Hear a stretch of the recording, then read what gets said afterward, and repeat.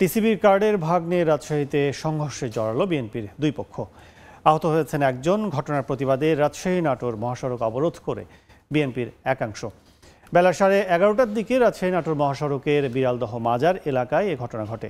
ভুক্তভোগী জানান, বানেশ্বরের ইউপি সদস্য রফিকুলের কাছে টিসিবি কার্ডের ভাগ চান পুঠিয়া উপজেলা বিএনপির সাবেক সহসভাপতি ইসফা খাইরুল হক শিমুলের কর্মীরা। ভাগ দিতে রাজি না হয় প্রতিপক্ষের লোকজন রফিকুলকে মারধর ও ছুরিকাঘাত করে। গুরুতর অবস্থায় তাকে উদ্ধার করে রাজশাহী মেডিকেল কলেজ হাসপাতালে ভর্তি করা হয়।